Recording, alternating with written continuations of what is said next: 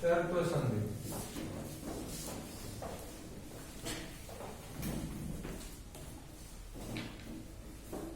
संस्कृत में चतुर्थ संधि की डेफिनेशन रहेगी खरीचर।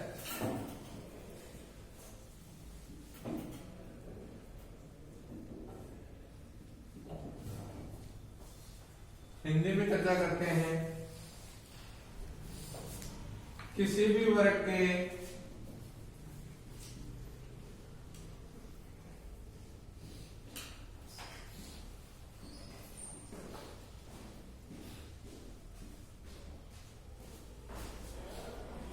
तृतीय चतुर्थ वर्ण के पश्चात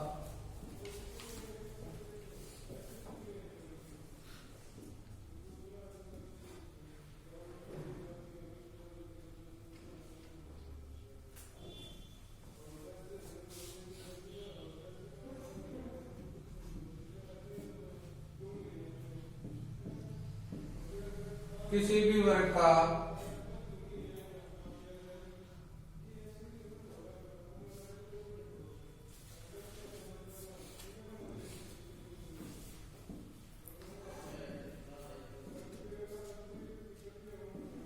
प्रथम या द्वितीय वर्ण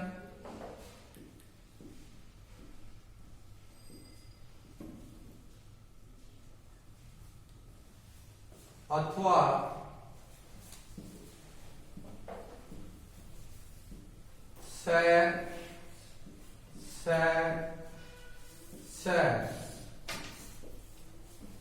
में से कोई वर्ण आवे तो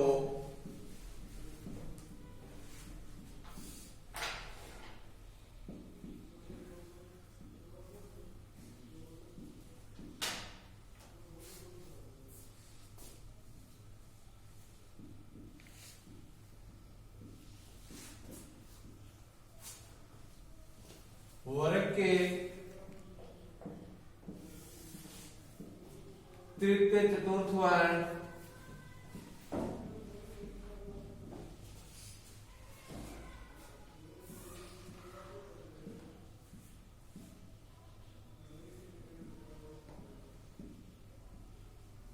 अपने ही वर्ग के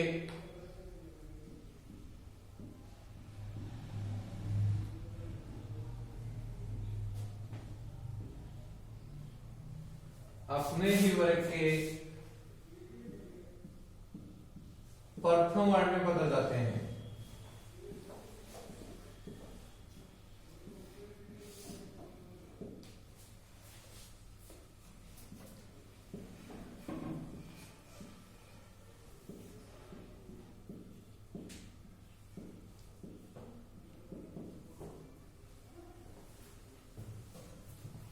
चतुर्थ संधि के संस्कृत में डेफिनेशन रहेगी खरीचर। हिंदी में रहेगी जहां किसी भी वर्ग के तृतीय चतुर्थ वर्ण के पश्चात अर्थात तीसरे और चौथे वर्ण के बाद में किसी भी वर्ग का प्रथम अथवा द्वितीय वर्ण आवे तो वर्ग के तृतीय और चतुर्थ वर्ण अपने ही वर्ग के प्रथम वर्ण में बदल जाते हैं। इसी प्रकार से वर्ग के तृतीय और चतुर्थ वर्ण के पश्चात स में से कोई वर्ण आवे तो वर्ग के तृतीय चतुर्थ वर्ण अपने ही वर्ग के प्रथम वर्ण में बदल जाते हैं।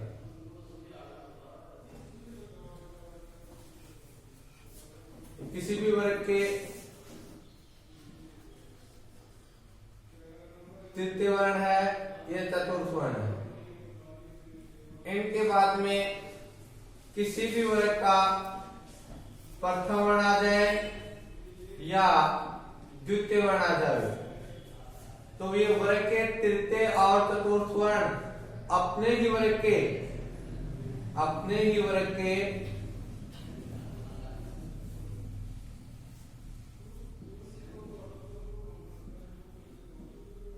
प्रथम वर्ण में बदल जाएंगे।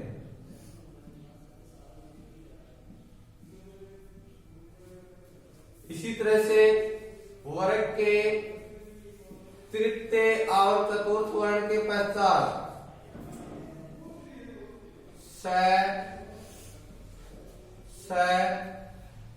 स में से कोई वर्ण आ जावे तो वर्ग के तृतीय और चतुर्थ वर्ण अपने ही वर्ग के प्रथम वर्ण में बदल जाए।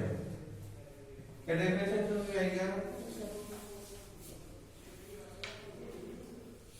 सब जमा कार्य है। सबसे पहला एग्जांपल है शब्द जमा कार्य है।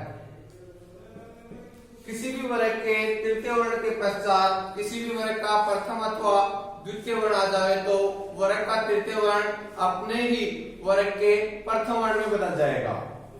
द हलंत होने के कारण त हलंत में चेंज होगा। सत्कार है।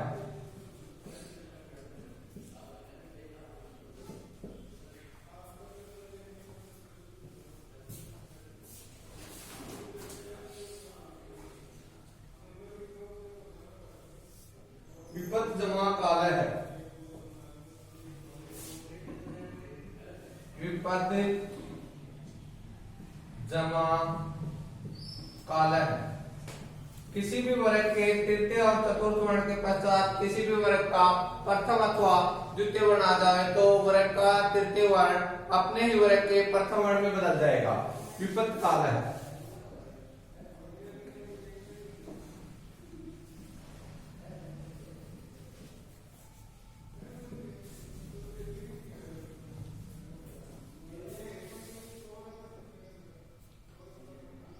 संपद जमा समय। संपद जमा समय। किसी भी वर्ग के तृतीय या चतुर्थ वर्ण के पश्चात स में से कोई वर्ण यदि आ जाता है तो वर्ग के तृतीय और चतुर्थ वर्ण अपने ही वर्ग के प्रथम वर्ण में बदल जाते हैं। क्या हो जाएगा? संपद समय।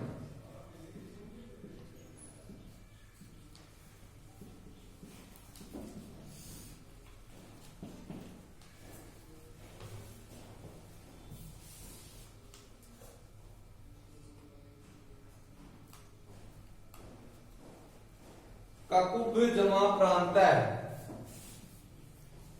ककुभ जमा प्रांत है। किसी भी वर्ग के तृतीय और चतुर्थ वर्ण के पश्चात किसी भी वर्ग का प्रथम अथवा द्वितीय वर्ण आ जाए तो वर्ग के तृतीय और चतुर्थ वर्ण अपने वर्ग के प्रथम वर्ण में बदल जाते हैं।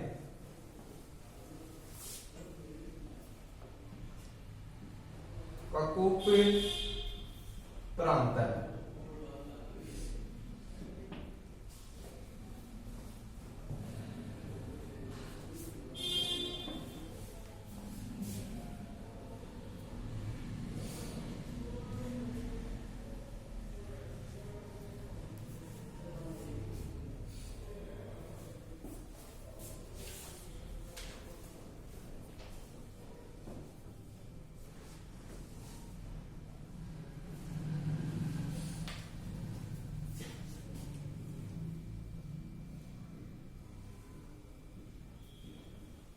आगे वाली है अनुस्वार संधि।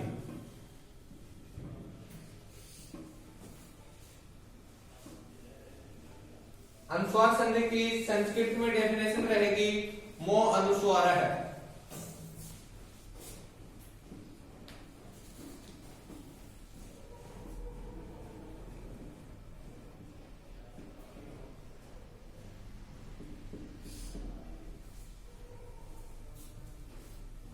हिंदी में चर्चा करते हैं पदांत हलंत में के पश्चात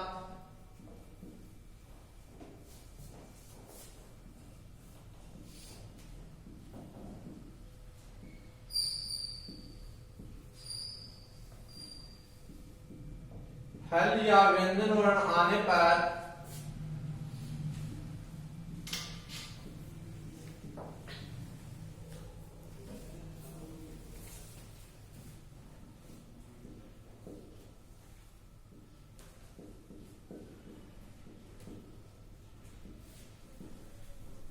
हलंत में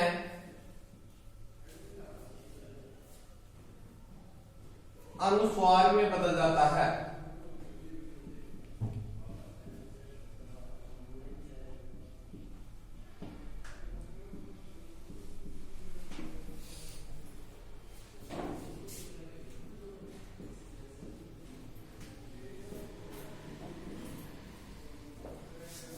अनुस्वार संधि की संक्षिप्त डेफिनेशन रहेगी मो अनुस्वार है। हिंदी में डेफिनेशन है पदांत पद के अंत में हलंत में के पश्चात यदि कोई भी व्यंजन वर्ण आ जाता है तो हलंत में अनुस्वार में बदल जाता है। हलंत में के पश्चात कोई भी व्यंजन वर्ण आ जाता है तो हलंत में अनुस्वार में बदल जाता है। सबसे पहला एग्जाम्पल होगा हरिण जमाओ वंदे। हरिण जमा वंदे हलंत में है, इसके बाद में कोई व्यंजन वर्ण आया हुआ है। हलंत में के पश्चात यदि कोई भी व्यंजन वर्ण आ जाता है तो हलंत में अनुस्वार में बदल जाता है। हरिण वंदे।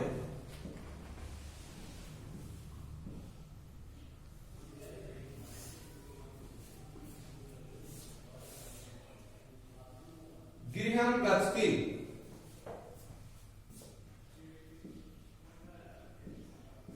गृहं गच्छति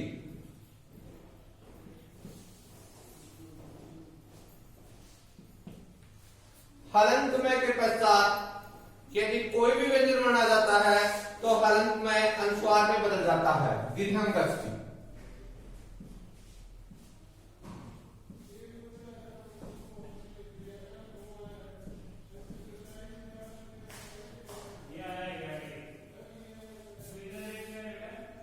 नेक्स्ट है त्वम जमा पड़सी। त्वम जमा पड़सी हलंत में के पश्चात यदि कोई भी व्यंजन वर्ण आ जाता है तो हलंत में अनुस्वार में बदल जाता है। हलंत में के पश्चात व्यंजन वर्ण आया हुआ है तो क्या प्रक्रिया रहेगी? त्वम पड़सी।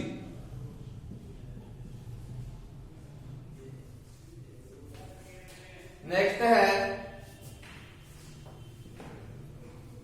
नियम नंबर सेकंड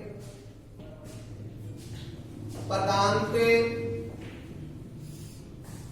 हलंत में के पश्चात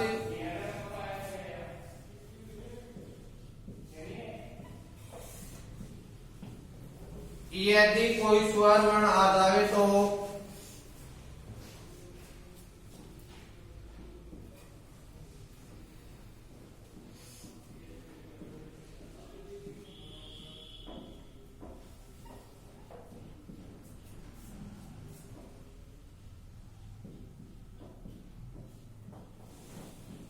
हलंत में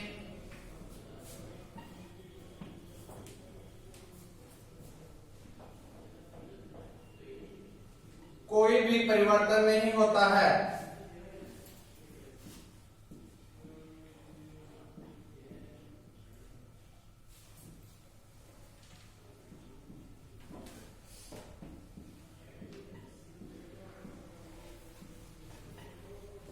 और यदि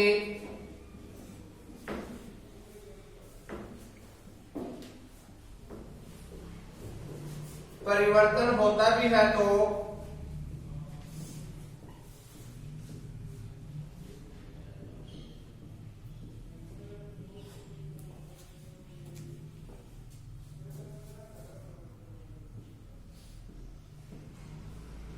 वह वक्ता की वाणी पर निर्भर करता है।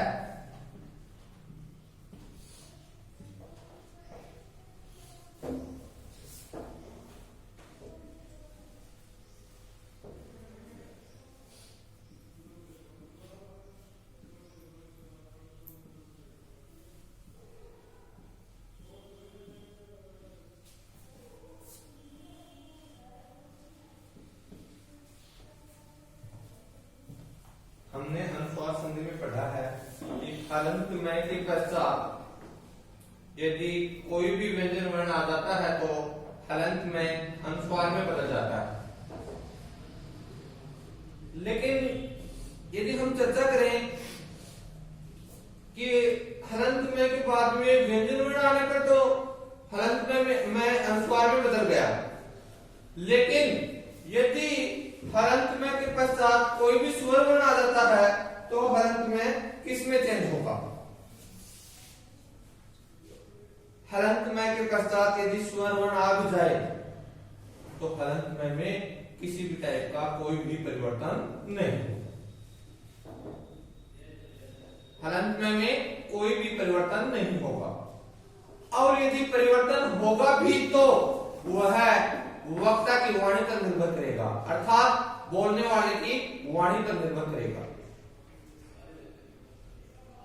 जैसे कि गृहम आगच्छामि, गृहम आगच्छामि,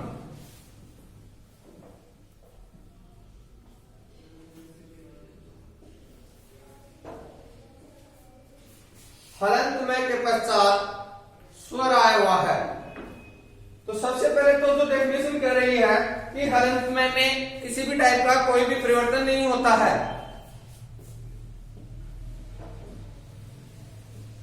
गृहम आगच्छामि,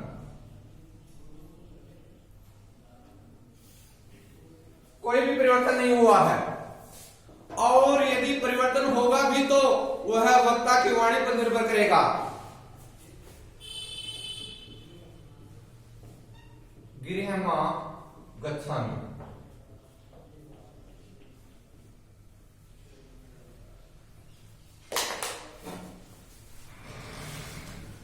यहां परिवर्तन हुआ है, यहां परिवर्तन हुआ है तो यह वक्ता की वाणी पर निर्भर कर रहा है कि वक्ता ने जैसे बोला है वैसे लिखा गया है, यहां कोई भी परिवर्तन नहीं हुआ। इसी के साथ में अनुस्वार संधि खत्म हो जाती है।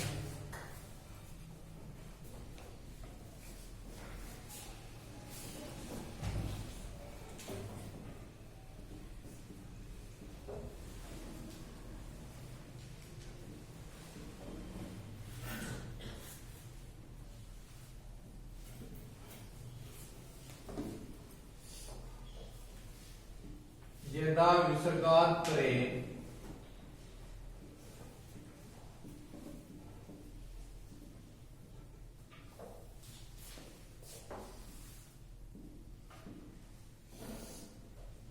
सूरः व्यञ्जनः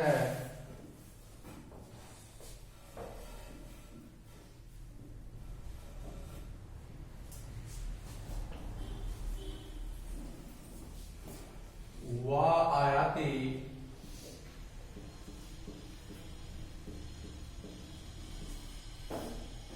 तदा को अपि परिवर्तनं भवति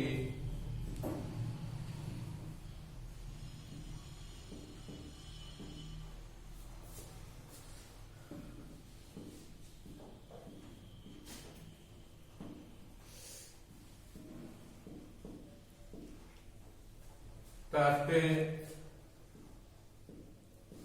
विसर्ग संधि है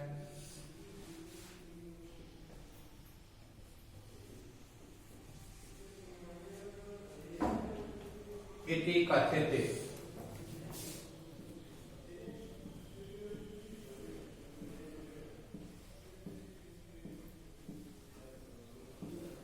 विसर्ग संधि की संस्कृत में डेफिनेशन है यदा विसर्गात् परे स्वरः व्यञ्जनः वा आयाति तदा कोऽपि परिवर्तनं भवति तत् विसर्ग संधि इति कथ्यते।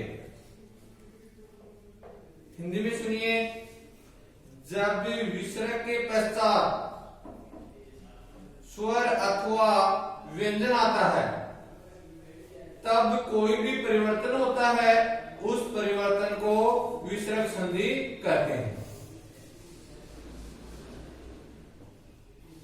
जब विसर्ग के पश्चात कोई भी स्वर अथवा व्यंजन आता है तब कोई भी परिवर्तन होता है, उस परिवर्तन को विसर्ग संधि कहते हैं। दूसरा ये है विसर्ग के पश्चात स्वर अथवा व्यंजन के आने से जो विसर्ग में परिवर्तन होता है उसे विसर्ग संधि कहते हैं। विसर्ग संधि में सबसे पहली संधि है सत्व संधि।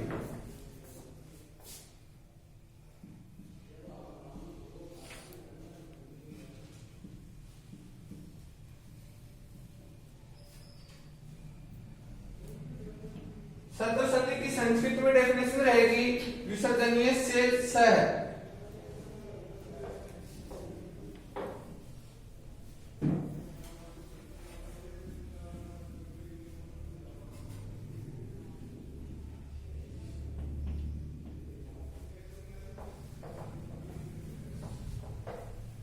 सत्व संधि की संस्कृत में डेफिनेशन है विसर्जनीय से स। हिंदी में बात करते हैं नियम नंबर 1।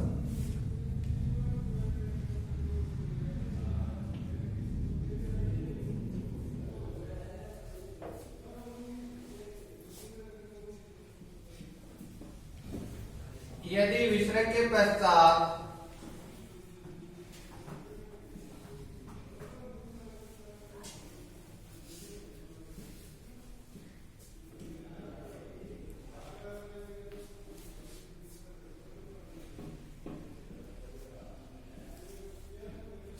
आवे तो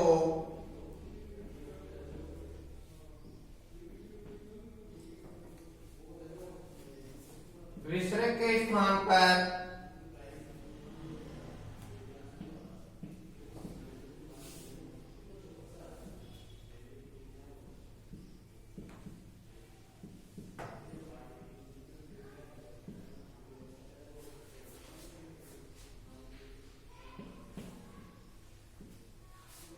यदि विसर्ग के पश्चात च आवे तो विसर्ग के स्थान पर स। विसर्ग के पश्चात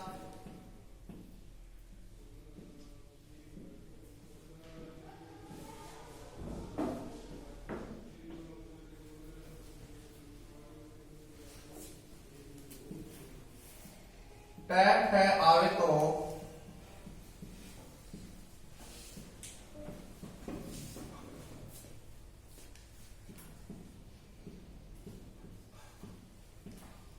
विसर्ग के स्थान पर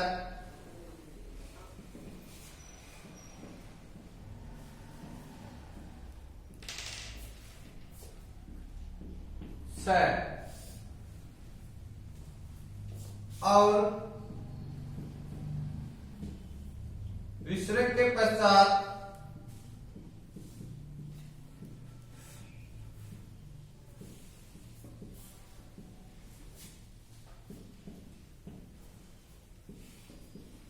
तैथ है आवे तो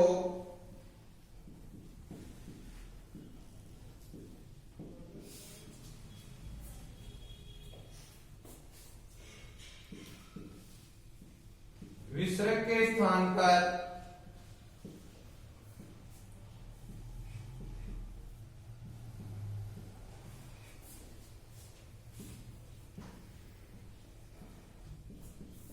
स हो जाता है।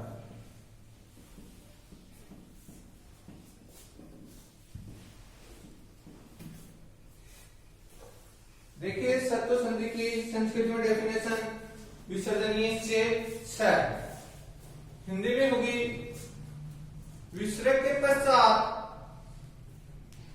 यदि च और छ आ जावे तो विसर्ग के स्थान पर स हो जाता है।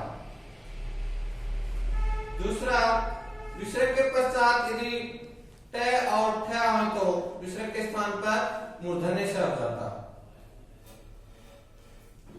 और विसर्ग के पश्चात थ आए तो विसर्ग के स्थान पर दंतव्य स हो जाता है। एग्जाम्पल देखते हैं। बॉलर जमात चलती, बॉलर है जमा चलती।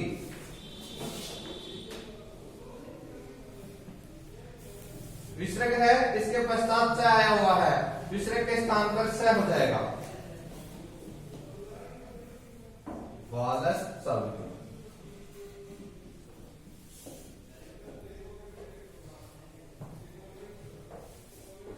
नी है जमा छल है, नी है जमा छल है। विसर्ग के पश्चात से और छ आने पर विसर्ग के स्थान पर से हो जाएगा, निश्चल है।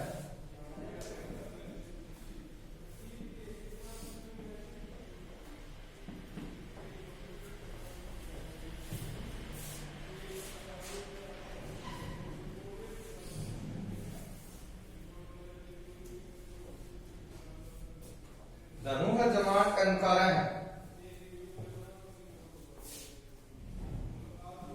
धनु है जमा कंकार है। विसर्ग के पश्चात से और ठ आने पर विसर्ग के स्थान पर मूर्धन्य से हो जाएगा,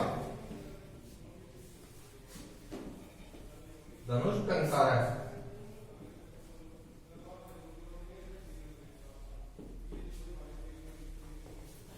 नेक्स्ट है विष्णु है जमा त्राता,